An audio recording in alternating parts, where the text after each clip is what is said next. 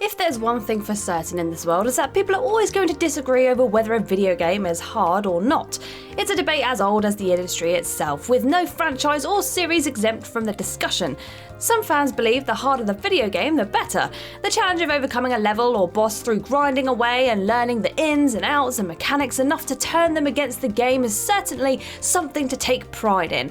But it skips over how soul-draining such an experience can actually be at times. For other gamers, progressing through the game itself is actually instrumental in how much they're able to enjoy themselves. Having that helping hand through a daunting level or fight can be the difference between ploughing through the remainder of the game and having a good time, or rage quitting and letting an otherwise great game slip through the cracks. Here are 10 great games that for one reason or another give players plenty of reason to think that the easy way might indeed be the best way forward.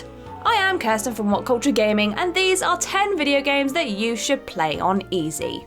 Number 10, Spiderman 2, PS2. Before Insomniac Games decided that they wanted to make one of the world's best superhero games, the best Spider-Man fans had to play was 2004's Spider-Man 2. Once again developed by Treyarch and published by Activision, it was the second game released in mirroring what would become Sam Raimi's original trilogy, and largely follows the events of the Spider-Man 2 movie. The game received widespread acclaim at the time for its vast open world, but returning to it these days will almost certainly lead most players to flicking the difficulty down from time to time. For starters, the game suffers from basic mechanical problems that most gamers haven't experienced in years, such as dodgy camera angles and some seriously nasty item placements. These are present in every mode of the game, meaning there's nothing to be gained for a player by thinking that they're mastering anything by playing the game on its hard mode. Web swinging, which is what this game built its legacy on, doesn't change at all from the difficulty settings either. There are also a collection of some notoriously difficult boss fights such as Dr. Octopus and Mysterio to contend with, both of which can reach some seriously unfair difficulty levels without adding anything new to the plot or dishing out any unique achievements. Number 9, Minecraft. Minecraft is an innocent, chill time sort of game, spawning in a beautiful world filled to the brim with minerals, materials, and opportunity. Players have free roam in choosing where they go and what they build. So long as they have a roof over their heads and a bed to sleep away the monsters at night, players shouldn't have too much to worry about when in their block-based worlds. However, venturing past the peaceful or easy game modes will unlock a very different type of game. On easy mode, players are given the safety net of knowing that their food bar won't decrease at a staggering rate, their hearts won't drop naturally past 5, and they can always respawn and go again if they're killed by anything in the game.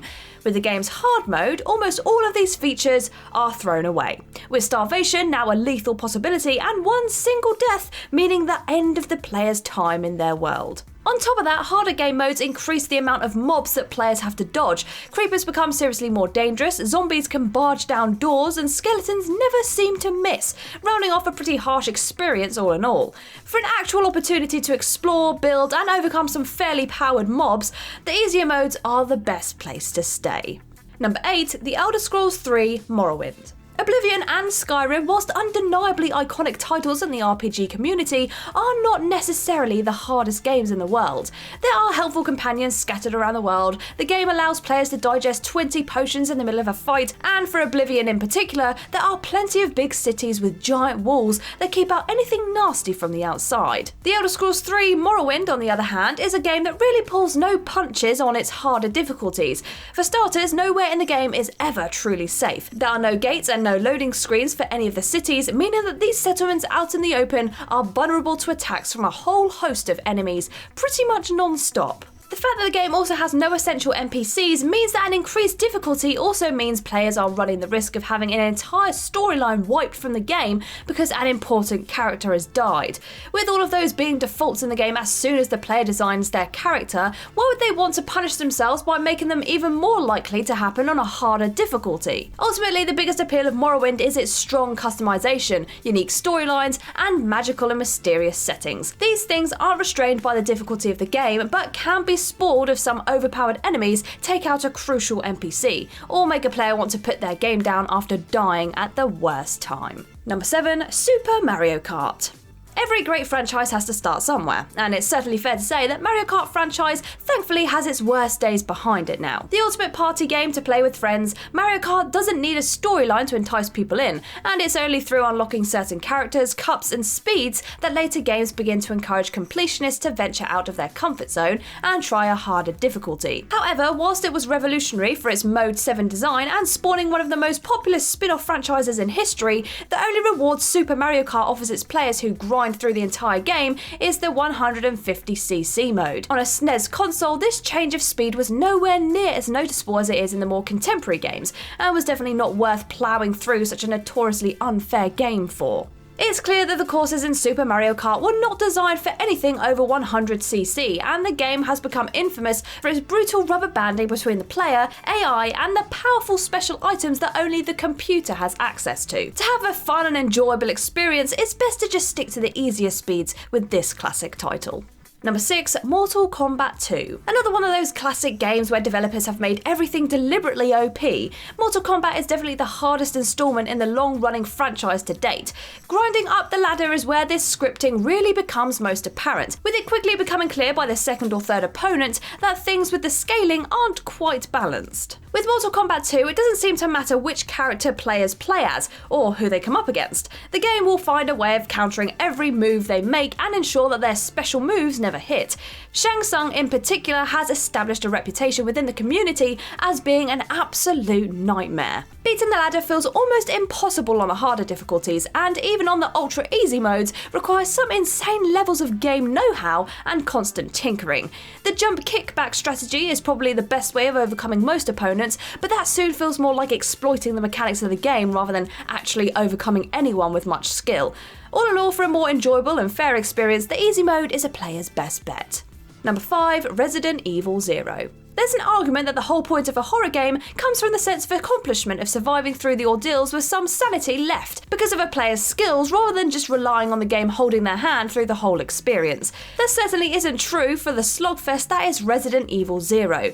What helps the Resident Evil franchise stand out from its rivals is the sparring amount of supplies players are given throughout. A survival horror in every sense, Resident Evil 0 takes this to a new level, with some seriously tough fights and very few supplies on the way in the game's tougher modes. Zero has an excellent story and some really interesting characters. However, neither of these can really shine when there's an insane amount of surviving needed to even see them. The other staple of the Resident Evil universe is the zombies and creatures, and Zero's hard difficulties contain some of the hardest hitting villains in the entire franchise. Some of the game sequences and boss fights are seemingly designed in purposely unfair ways, and are only worsened further by the harder difficulties' increased damage and lack of resources. Number 4, Uncharted 4. Uncharted is one of the most successful adventure game franchises in history, creating plenty of gorgeous worlds for players to fall in love with and explore, really bringing a Hollywood feel to the format.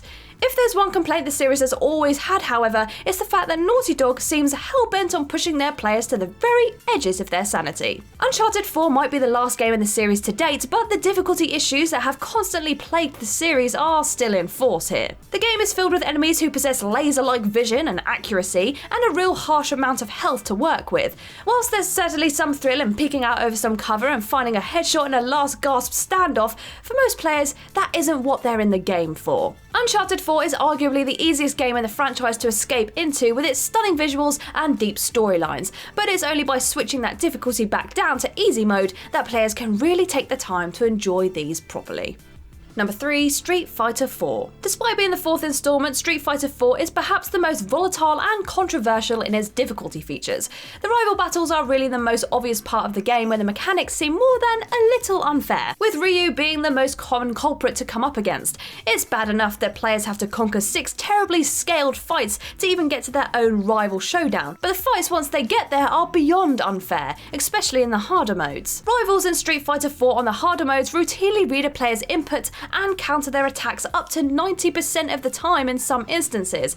That is simply no way to enjoy a game. Players encounter Seth after their rival battle, where the insane amount of countering and spamming continues. Once again, it's only through precise underhand tactics that players will actually find themselves in a position to take down the AI-controlled opponent, giving these harder difficulty bosses a feeling of exploitation rather than skill-based enjoyment. The game's easy modes are still noticeably harder than other games in the franchise, but they remain the best chance players have for making their Street Fighter 4 experiences fun. Number 2, Bioshock Infinite. The third installment in the Bioshock franchise, Infinite made a real name for itself as arguably the best title in the series. It finished 2013 as the world's third highest rated video game and earning critical acclaim for its visuals, setting and storyline. It has also garnered a reputation for being one of the most divisive games of its time when it comes to difficulty. The differences in Infinite's difficulty can vary pretty wildly, with the amount of ammunition and cash around the game being the most striking examples of what tinkering with the game modes can do. As well as the dispensing of resources, the difference between the game's easy and 1999 modes include a 125% to a 50% damage dealt and a 50% to 200% ratio of damage received, both of which show how striking the discrepancy is. Infinite might not be as unfair as something like Street Fighter 4, but its wild variance in difficulty can make for some pretty tough moments. With such a striking art design, compelling storyline and unique setting, it's only through playing on an easy difficulty that players will actually be able to enjoy them in any appreciable way. Number 1, FZero. Designed by Nintendo to demonstrate the power of their brand new SNES system, the original FZero was released in 1991 and was one of the most technically impressive and exhilarating games ever made at the time. However, both the original and the series have become equally iconic for their immensely challenging gameplay. The original game is divided into 3 main difficulty groups: Knight, Queen and King, though all 3 provide some unique challenges for players to overcome. Everything from the intense courses to the sheer speed of the game in comparison to the likes of Mario Kart make this an increasingly tough game to enjoy, and the impact and longevity might not be as present these days as it was in 1991. What is similar to Super Mario Kart, however, is the fact that this SNES title features no unlockables or incentive for players to put up with its insane difficulty and grind through. All the characters are unlocked from the get-go, the levels are free to try as players see fit, and new modes like Mirror were still a long way off in 1991. For those gamers picking up this classic now, sticking to the easy mode is definitely the best way of ensuring the best experience possible. And there we go, the 10 video games that you should play on easy. Let us know if you managed to play any of these games on the hardest difficulty and how you got on down below in the comments below. If you like this video, give it a thumbs up, and if you haven't already, click that subscribe button and don't forget to click that bell as well to be notified of any new videos that we upload. But for now, I have been FZero from WhatCulture Gaming, and I will see you in the next video.